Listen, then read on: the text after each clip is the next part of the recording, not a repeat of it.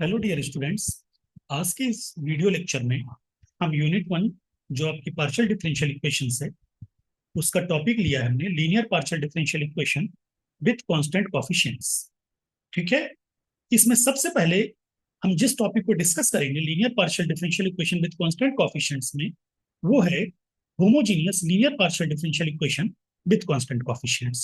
तो पहले हम जानेंगे कि homogeneous linear partial differential equation का स्टैंडर्ड फॉर्म क्या होता है, फिर उसको हम सॉल्व कैसे करते हैं। ठीक है। An equation of the form A naught del N Z over del x N, यानी एन टाइम्स जेड डिफरेंशिएट हो रहा है पार्शियली। पहला टर्म है एक्स की रेस्पेक्ट में एन टाइम्स, दूसरा टर्म है a one del N Z over del x n minus one del y, यानी वो टोटल एन टाइम्स रहा है, लेकिन एक्स के रिस्पेक्ट में n minus one times, y के रिस्पेक्ट में एक बार, plus a two del N Z,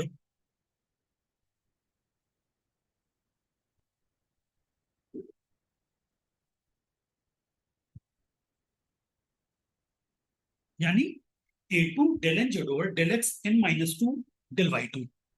इसका मतलब एक्स के रिस्पेक्ट में एन माइनस टू टाइम्स और वाई के रिस्पेक्ट में टू टाइम्स, यानी totally n times Z differentiate हुआ, एंड सो ऑन। लास्ट में a n del N Z over del Y N is equal to F of x Y. अगर equation इस form की है, where A naught A one A two A N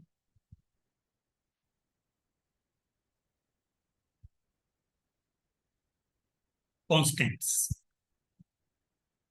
is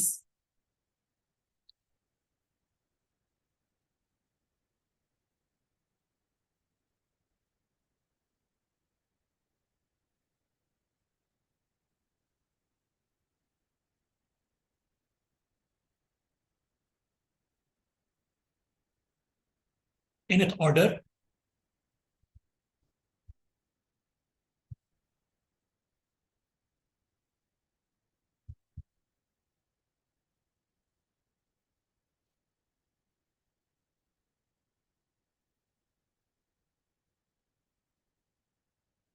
तो आप देख रहे होगे बेटे, इसमें हर डेरिवेटिव हर टर्म एन टाइम्स डिफरेंशिएट हुआ है। पहला term del N Z over del x n, दूसरा term del N Z over del x n minus one del y. ठीक है। फिर तीसरे में एक्स के रिस्पेक्ट में n minus two times, y के रिस्पेक्ट में टू टाइम्स। तो ओवरऑल ये कितनी बार डिफरेंशिएट हुआ? N times. ऐसे आखिरी टर्म्स वाई के रिस्पेक्ट में N times is equal to F of x y, जहां पे a naught A one A two A n से सब क्या है? कॉन्स्टेंट्स है। तो ऐसी इक्वेशन कहलाती है homogeneous linear partial differential equation, linear partial differential equation of nth order with constant coefficient. Clear बच्चों? अब जो इसका कंप्लीट सॉल्यूशन होगा वो कैसे दिया जाएगा? इट्स, सबसे पहले आपने क्वेश्चन आइडेंटिफाई कर लिया, होमोजीनियस है। ठीक है।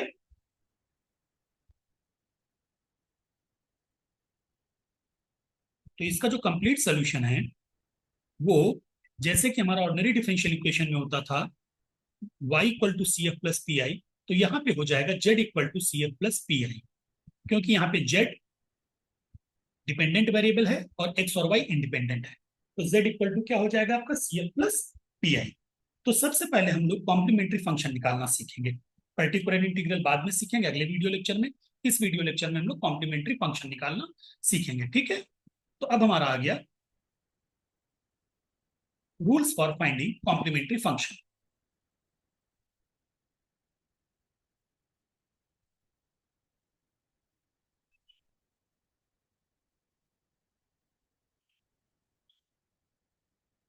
ठीक है।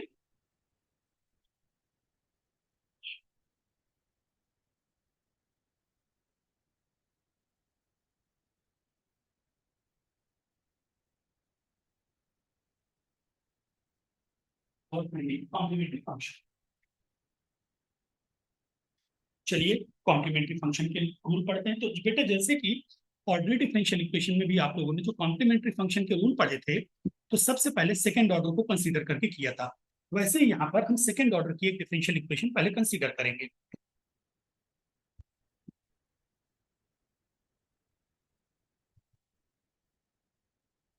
कंसीडर द इक्वेशन, सबसे आसान तरीका सीखने का सेकेंड ऑर्डर ही होता है।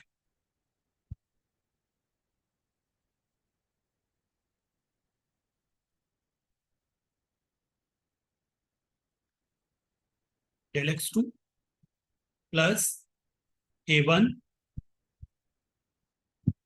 डेबर टू जेड अपॉन डेबर एक्स डेबर वाई,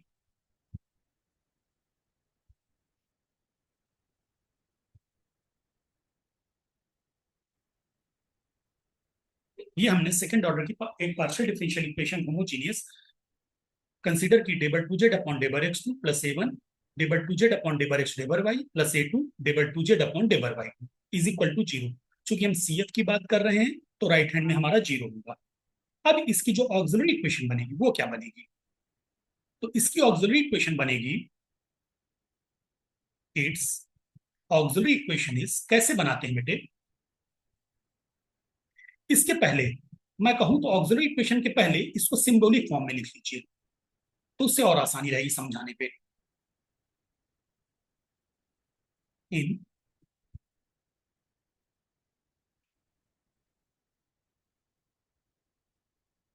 सिंबॉलिक फॉर्म में इसको आप कैसे लिखेंगे? एक्स के रिस्पेक्ट में दो बार हो रहा है तो D square plus A1, x के रिस्पेक्ट में एक बार तो डी, वाई के रिस्पेक्ट में एक बार डैश,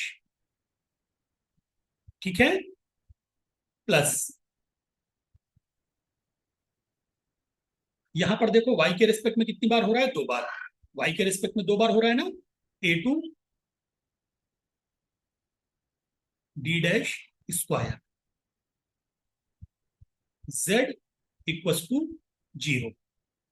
तो यहां पे आप एक चीज और लिख सकते हो, समझने के लिए आप समझो, तो जो डेबर अपॉन डेबर एक्स है उसको हम डी से डिनोट करते हैं, और जो डेबर अपॉन डेबर वाई है उसको हम डी डैश से डिनोट करते हैं। डेबर अपॉन डेबर एक्स को डी से और डेबर अपॉन डेबर वाई को डी डैश से। तो यहाँ पे आपने देखा ये एक्स के रिस्पेक्ट में दो बार हो रहा है तो डी स्क्वायर, एक्स के रिस्पेक्ट में एक बार और वाई के रिस्पेक्ट में एक बार, तो एक्स के रिस्पेक्ट में एक बार की वजह से डी और वाई के रिस्पेक्ट में एक बार की वजह से डी डैश, वाई के रिस्पेक्ट में दो बार तो D dash square, Z equal to zero. अब इसकी ऑक्सिलरी इक्वेशन क्या बनेगी? Auxiliary equation is, auxiliary equation बनाते समय बेटे आपको दो काम करने होते हैं। पहला काम, जो डी है वो रिप्लेस होता है एम से, और जो डी डैश है वो रिप्लेस होता है वन से। जब आप ऑक्सिलरी इक्वेशन बनाते हैं तो डी रिप्लेस होता है एम से और डी डैश रिप्लेस होता है वन से। तो आपकी ऑक्सिलरी इक्वेशन क्या बन जाएगी? यहां पर डी स्क्वायर है m square plus d d dash only A1 M plus d dash square यानी one A2 is equal to zero. तो आगे बात समझ में? जब आप यहाँ पे डी स्क्वायर था तो आपने डी स्क्वायर की जगह क्या लिख दिया? M square. देखो ये डी स्क्वायर है तो डी स्क्वायर की जगह लिखा एम स्क्वायर, यहाँ पे डी इंटू डी डैश यानी एम इंटू वन, तो यहाँ पे लिख दिया आपने A1M। यहाँ पे डी डैश स्क्वायर है तो डी डैश स्क्वायर की जगह वन, तो A2 लिख दिया आपने, और right hand to zero Z हटा दिया। तो अब ये कैसी इक्वेशन है? ये है सेकेंड ऑर्डर की इक्वेशन, ठीक है। इसको इक्वेशन नंबर वन डाल दो। It has two roots, the above equation है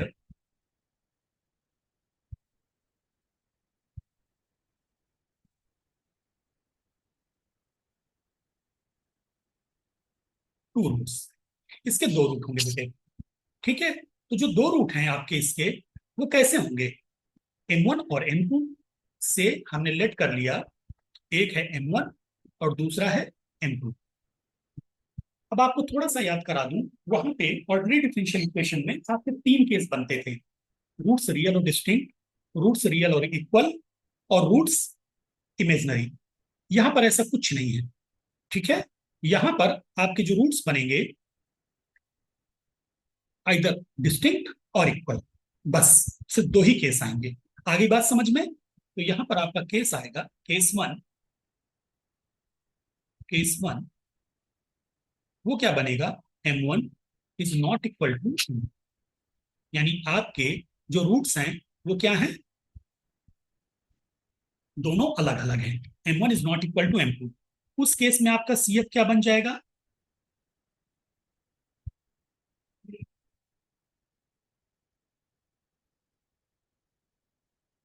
उस केस में आपका CF बन जाएगा F1y plus M1x plus F2y plus M2x। आगे बात समझ में? दूसरा केस बनेगा रूट्स आपके दोनों इक्वल। इमेजनरी का यहाँ पे कोई कॉन्सेप्ट नहीं है, दोनों रूट्स आपके इक्वल हैं, m के इक्वल है। उस केस में आपका जो CF बनेगा वो क्या बनेगा? F1, अब चूंकि दोनों रूट्स किसके बराबर है? m के बराबर है, तो y प्लस एम एक्स, ठीक, प्लस, अब चूंकि y प्लस एम एक्स दो दो बार आप लिख रहे हैं ना, same y plus M X, तो आप क्या करोगे, यहां बाहर x से मल्टीप्लाई कर दोगे। तो सेकेंड ऑर्डर के केस में दो रूट्स होंगे, तो यहां पर आपको रियल और इमेजनरी नहीं देखना है, सिर्फ ये देखना है इक्वल है कि अनइक्वल है। तो ऑब्वियसली बेटे, जो इमेजनरी होता है वो अल्फा प्लस आई बीटा के फॉर्म में होता है। अगर आपको याद हो, जो आपका इमेजनरी होता है वो किस फॉर्म में होता है? अल्फा प्लस माइनस आई बीटा। तो दैट मीन्स इमेजनरी वाले आपके एक रूट बन जाएगा अल्फा प्लस आई बीटा, और दूसरा बन जाएगा अल्फा माइनस आई बीटा। तो ये किस केस में चले जाएंगे? केस वन में चले जाएंगे। यानी ये बन जाएगा आपका M1 और ये बन जाएगा आपका M2। तो याद रखना, यहां पर सिर्फ आपको दो चीजें देखनी है, इक्वल और अनइक्वल, और इमेजनरी हमेशा अनइक्वल पे जाएगा। क्लियर? तो ये तो हमारा था सेकेंड ऑर्डर के केस के लिए। अब मान लीजिए आपकी जो इक्वेशन है थर्ड ऑर्डर की होगी। For example, for third order equation, third order की इक्वेशन क्या बनेगी आपके बेटे? हमारे पास कितने रूट्स होंगे? वी हैव थ्री रूट्स, हमारे पास तीन रूट हो जाएंगे। थ्री रूट्स से M1, M2 एंड M3। अब यहां पे बेटे तीन केस बनेंगे आपके। जब आपके तीन रूट्स हैं तो तीन केस बनेंगे। तो पहला केस क्या हो गया? Case one, M1,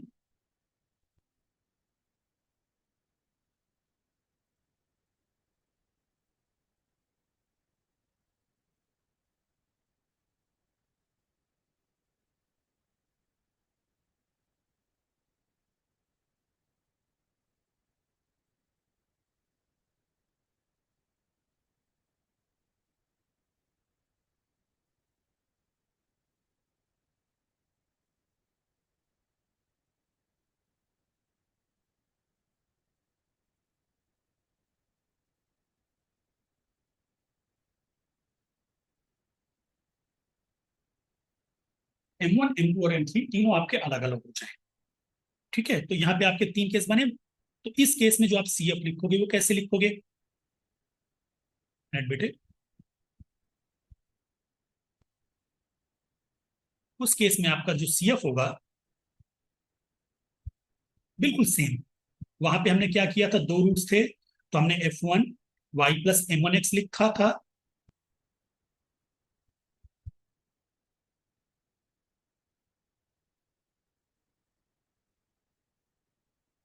plus F2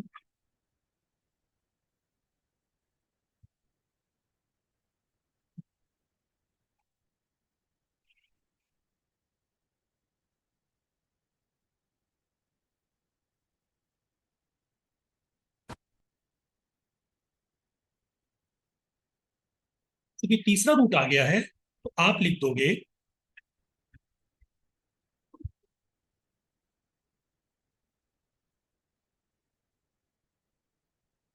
M3x। आगे बात समझ में? अब सेकेंड केस आपका क्या बनेगा?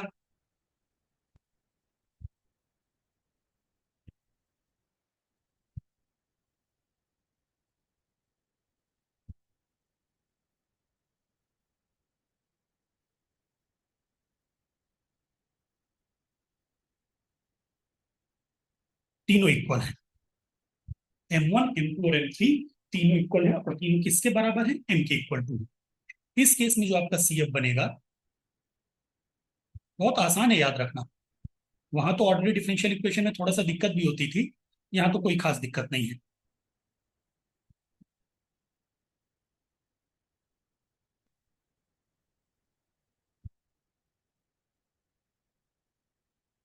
अब चूंकि पहली बार रिपीट हुआ, एक्स लिख दिया।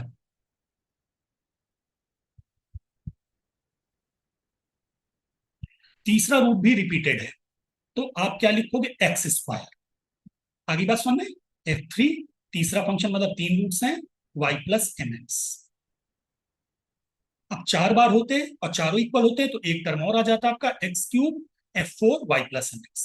आगे बात समझ में, ऐसे यहां पर चौथा अनइक्वल होता तो +F4 y+m4x, और यहां पर चौथा इक्वल होता केस 2 में। अगर एक और रूट होता M4, वो भी m, ये सारे m के बराबर होते, चारों इक्वल होते, तो एक टर्म और आ जाता x³ F4 y+mx। तीसरा जो केस बनेगा बेटे, वो क्या बनेगा आपका, केस 3, M1 डिफरेंट है और M2 और M3 इक्वल है, M के बराबर, सॉरी यहां पे इक्वल का साइन लगाना है। M2 और M3 इक्वल है और M1 डिफरेंट है, M1 अलग है। ठीक, तो इस केस में जो आपका CF बनेगा, क्योंकि आपका M1 क्या है, अलग हो गया, तो आप यहां पे लिख दोगे F1 y+M1x प्लस, अब M2 M3 इक्वल है, F2, अब इन दो के लिए केस जो ऊपर हम लोगों ने डिस्कस किया था ना, ठीक है, F2 y+mx plus x F3 y+mx। हम लोगों ने जो ऊपर डिस्कस किया था, सेम पैटर्न पे, कि दो एक बार F2 y+mx प्लस x लग जाएगा, y+mx दोबारा आ गया अंदर ब्रैकेट में। ठीक है, अब कितने भी रूट्स बढ़ जाएं, कॉन्सेप्ट यही है। चलिए अब हम लोग कुछ न्यूमेरिकल्स करते हैं।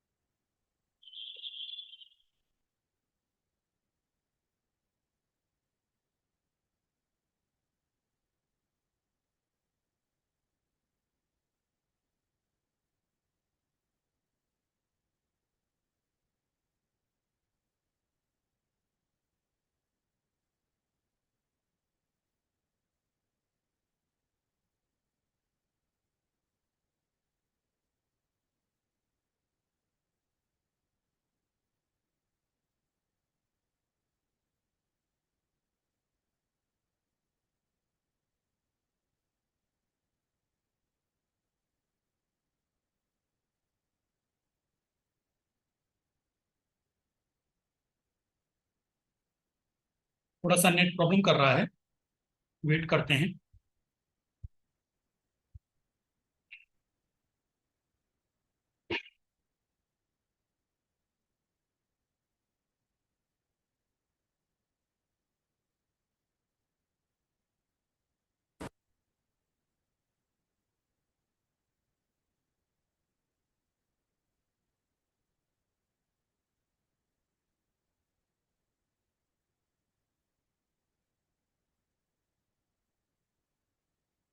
थोड़ा सा नेट दिक्कत कर रहा है।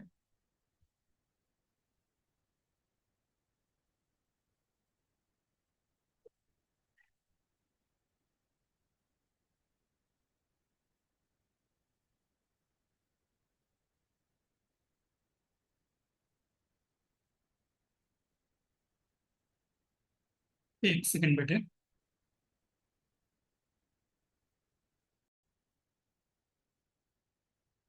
सॉल्व डेबर टू जेड अपॉन डेबर x2 माइनस डेबर टू जेड अपॉन डेबर x डेबर y माइनस 6 डेबर टू जेड अपॉन डेबर y2 इज इक्वल टू 0। इस इक्वेशन को आपको सॉल्व करनी, तो सबसे पहले आप इक्वेशन को रीराइट करोगे बेटे सिंबॉलिक फॉर्म में। Given equation is symbolic form में लिखिए, ये एक्स के रिस्पेक्ट में 2 बार डिफरेंशिएट हो रहा है, तो डी स्क्वायर, साइन बनाया माइनस का, एक्स के रिस्पेक्ट में एक बार, वाई के रिस्पेक्ट में एक बार, तो डी डी डैश, माइनस 6 लिखिए, वाई के रिस्पेक्ट में 2 बार, तो D dash square is equal to जी। ठीक, क्लियर। अब इसकी ऑक्सिलरी इक्वेशन क्या बन जाएगी?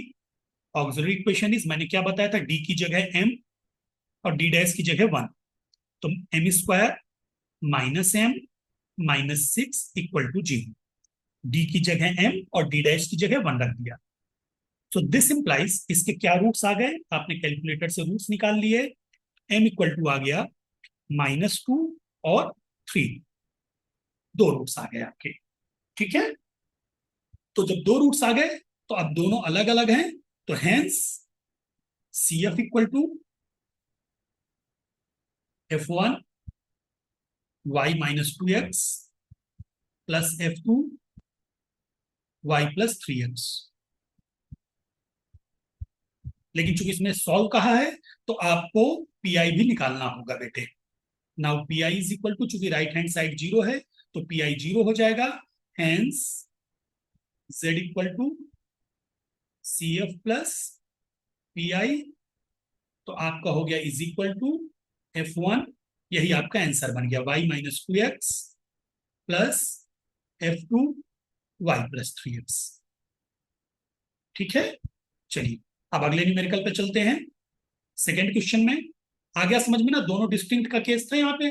तो आपने F1 y minus y plus M1x होता है, plus F2 y plus M2x होता है, यही तो मैंने आपको लिखाया था। देखो जरा क्या लिखाया था डिस्टिंक्ट के केस में, F1 y plus M1x plus F2 y plus M2x, ये आपको लिखाया था ना बच्चे, y प्लस M2x। तो यहाँ पे M1 कितना है, M1 है यहाँ पे -2, M1 क्या है -2, तो यहाँ पे हो गया y माइनस 2x, और M2 कितना है 3, तो यहाँ पे हो गया y प्लस 3x। ठीक है, चलिए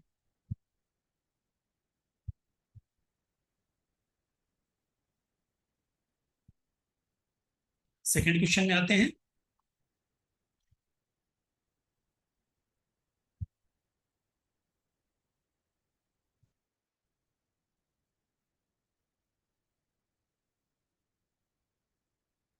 सेकेंड क्वेश्चन हम लोग लेंगे, solve find C F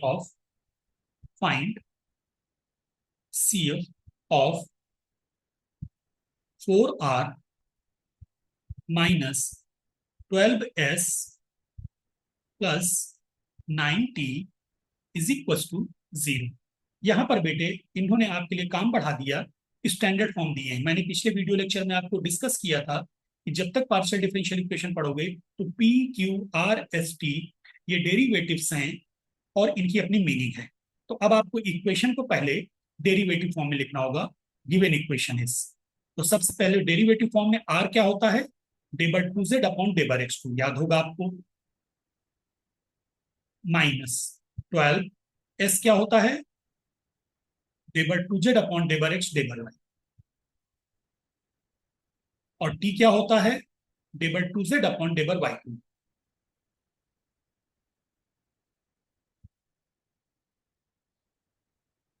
this implies, अब इसको पहले आपने डेरिवेटिव फॉर्म में लिखा, अब सिंबॉलिक फॉर्म में लिखेंगे, 4d² minus 12 d d dash, x के रिस्पेक्ट में एक बार, वाई के रिस्पेक्ट में एक बार, प्लस 9 डी डैश स्क्वायर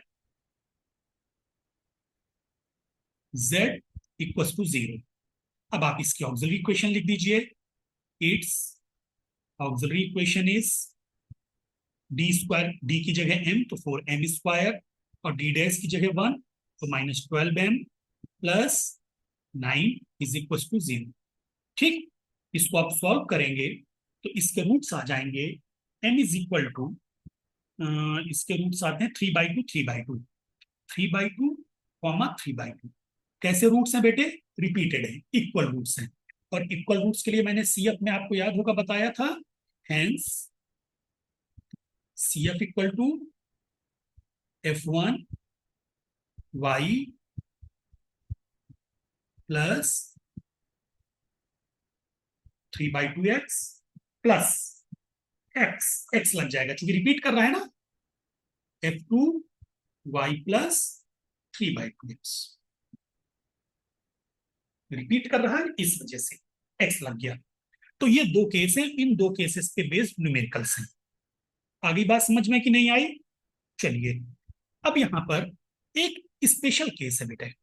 मैंने तो अभी आपको डी को रिप्लेस करना एम से बताया और डी डैश को रिप्लेस करना 1 से बताया, लेकिन अभी यहां पर हमारे पास एक और केस बनेगा, वो नोट करके आपको लिखना पड़ेगा कि जब आप डी और डी डैश को रिप्लेस नहीं करोगे, नोट, इसको याद रखना।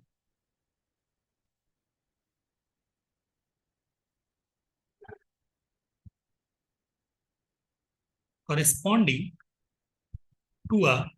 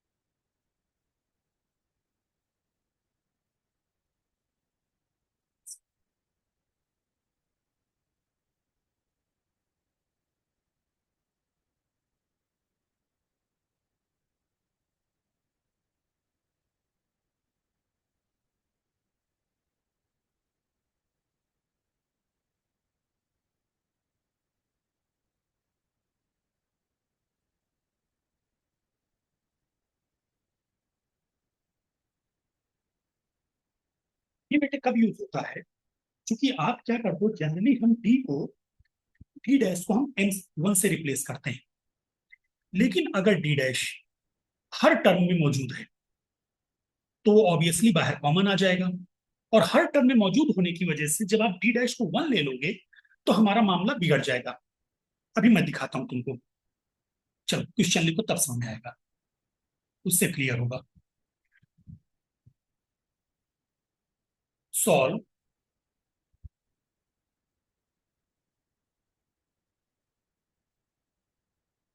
D cube D dash square plus D square D dash cube Z equal to 0।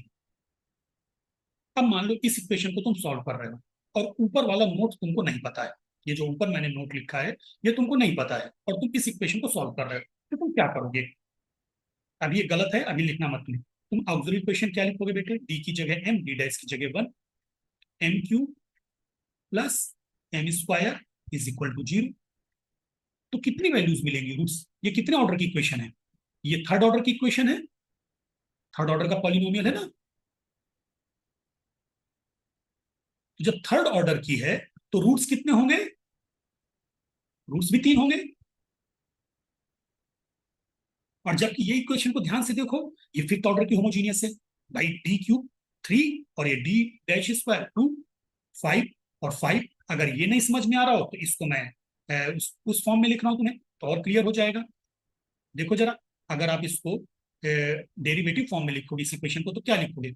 डेबर 5z over डेबर एक्स क्यूब डेबर वाई स्क्वायर प्लस डेबर 5z ओवर ओवर डेबर एक्स स्क्वायर डेबर वाई क्यूब।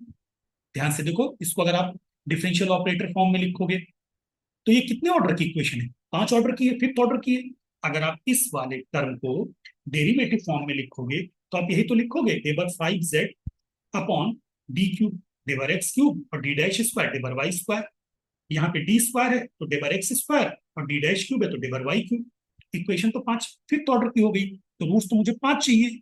लेकिन जो मेरा कॉन्सेप्ट है कि डी रिप्लेस होगा एम से, डी डैश रिप्लेस होगा 1 से, उससे तो इक्वेशन मुझे थर्ड ऑर्डर की मिल रही है। तो दैट मीन्स मेरा ये वो कॉन्सेप्ट यहाँ पे फेल हो गया जो अभी तक मैंने बताया था। तो ऐसे केस में क्या करते हैं, उसी के लिए मैंने आपको नोट लिखाया है।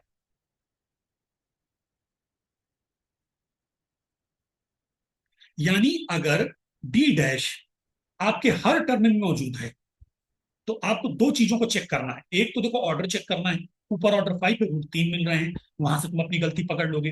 मान लो तुम वहां से अपनी गलती नहीं पकड़ पाए, तो तुम्हें ये चेक करना है कि यार डी डैश हर टर्म में अगर मौजूद है तो आप डी डैश को बाहर ले लोगे। आगे बात समझ में? तो आप क्या करोगे, given equation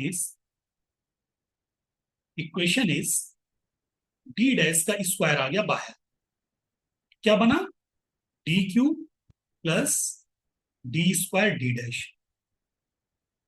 Z equal to 0। तो जो डी डैश बाहर आया वही लिखा हुआ है बेटे, corresponding to a non repeated factor D dash on left hand side. अब ये नॉन रिपीटेड है, ये एक जगह अलग से एक फैक्टर आ गया। तो आपका जब ऐसे आपने डी डैश बाहर लिया डी डैश स्क्वायर, तो एक अलग फैक्टर बन गया और बचे हुए अलग बन गए। तो अब आप डी डैश के लिए लिखोगे यहां पे the part of C F, the part of C F for D dash square is, तो डी डैश कितनी दो बार आया, यहां पे देखो f1x प्लस वाई f2x। अब इसमें आपको अलग अलग काम करने हैं बेटे, आ गई बात समझ में? तो आप डी डैश स्क्वायर जो एक अलग फैक्टर आ गया था, तो उसके लिए आपने दो निकाल लिए, f1 और f2, part of C f आ गया। नाउ अब दूसरा फैक्टर फॉर, अब हम पुराने रूल पे चलेंगे, for the part of C F of D cube plus D square D dash, ठीक है। ऑक्सिलरी इक्वेशन इज, अब यहां पे ऑक्सिलरी इक्वेशन बना दो,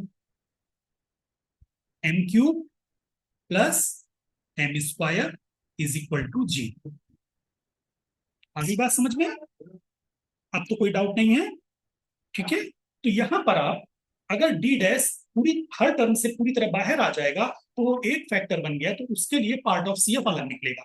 अब यहां पर डी डैश हर टर्म में नहीं है, पहले में डी क्यूब है, ये डी स्क्वायर डी डैश है, M cube plus M square equal to 0। तो this implies that M square को आप कॉमन ले लो, तो ये क्या बना, M plus 1 is equal to 0। So this implies M equal to M square equal to 0 की वजह से 0,0 और एम प्लस 1 की वजह से -1। तो अब आपके तीन रूट्स आ गए, एम स्क्वायर इक्वल टू 0 की वजह से 0,0 और एम प्लस 1 इक्वल टू 0 की वजह से -1। ठीक, अब आप hence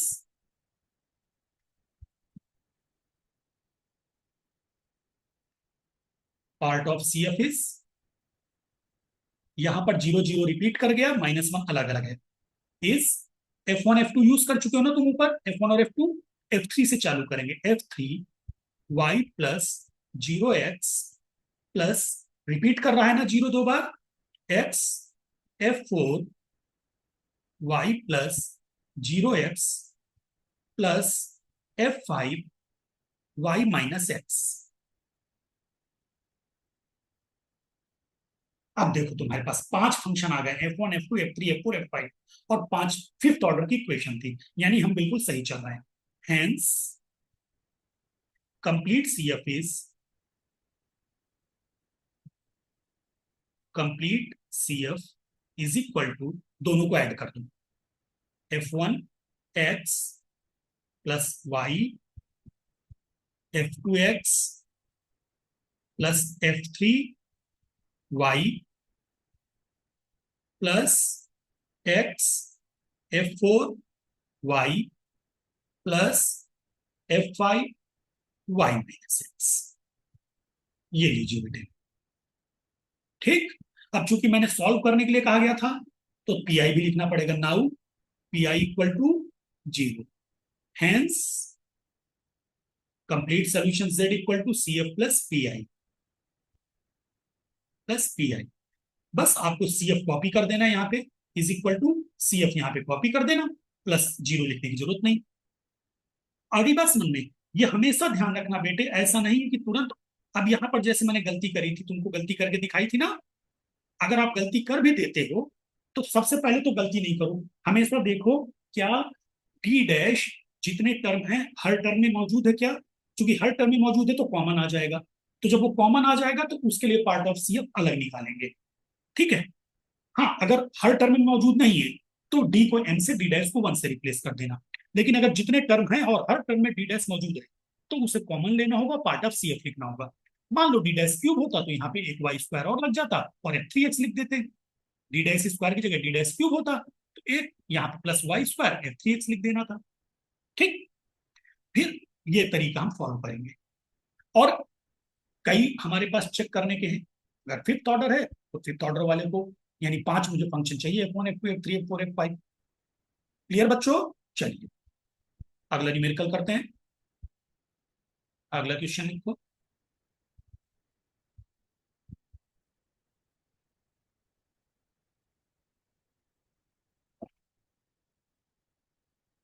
solve del 4z upon del x to the power 4 minus del 4z upon del y to the power 4 is equal to 0। Solution. अब यहां पर आपने देखा, अब हम नई चीज सीख गए हैं कि हमें सबसे पहले चेक करना है डी डैश सारे टर्म में है कि क्या अकेला है।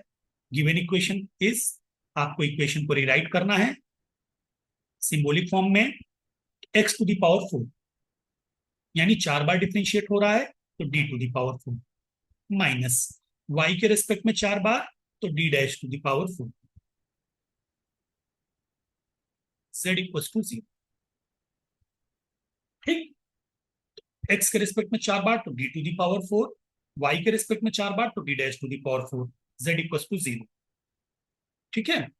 अब आपको यहाँ पर आपने चेक किया कि डी डैश यार सिर्फ एक जगह पे है, दोनों टर्म में नहीं है, तो सीधे ऑक्सिलरी इक्वेशन लिखो। डी को रिप्लेस करो एम से और डी डैश को रिप्लेस करो 1 से।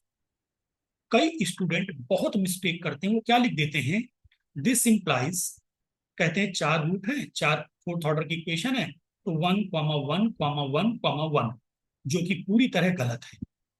कभी ऐसा मत करना, हमें सब फैक्टर करना है फिर उसके बाद रूट्स निकालने हैं। वन, अभी आप देखोगे अगर आप ये करते हो और मैं अब आगे सॉल्व करने जा रहा हूं, तो this implies m to the power 4 minus 1, इसको मैं क्या लिख सकता हूं, एम स्क्वायर का whole square minus 1 equal to 0। तो क्या लिख सकता हूं, a square minus b square, m square plus 1 a plus b into a minus b, m square minus 1 equal to 0। आई बात समझ में? तो ये गलती मत करना कि सीधे m इक्वल टू 1,1,1 लिख दो। So this implies M square plus 1 equal to 0।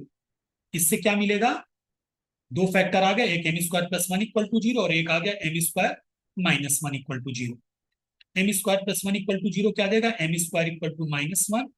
So this implies M equal to plus minus I, imaginary यानी प्लस आई अलग रूट है, माइनस आई दूसरा रूट है। और M square minus 1 equal to 0 क्या देगा, M square equal to 1।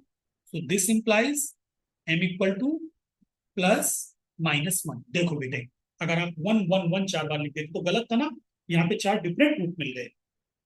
Hence आपके पास 4 different roots क्या है, M equal to 1 minus 1 I minus I. 4 different root मिले कि नहीं मिले, और चारों अलग अलग हैं।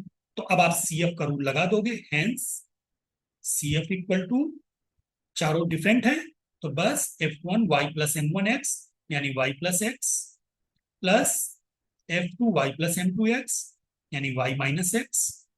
भाई ये है तुम्हारा M1, ये है तुम्हारा M2, ये है तुम्हारा M3 और ये है तुम्हारा M2।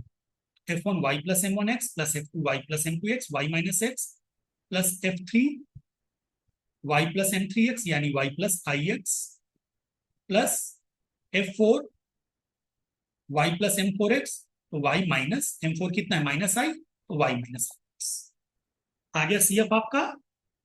अब क्लियर हुआ सबको? बस now P I equal to 0 लिख दो, P I equal to 0, hence z equal to C F plus P I. I think आप कॉम्प्लीमेंट्री फंक्शन निकालना अच्छे से सीख चुके हैं। अब आपका काम है प्रैक्टिस करना। सी एफ वाले चैप्टर की प्रैक्टिस करो अच्छे से। नेक्स्ट वीडियो लेक्चर जो कि मैं कल आपको अपलोड करूंगा, उस वीडियो लेक्चर में मैं पीआई की मीनिंग समझाऊंगा। क्लियर बच्चों?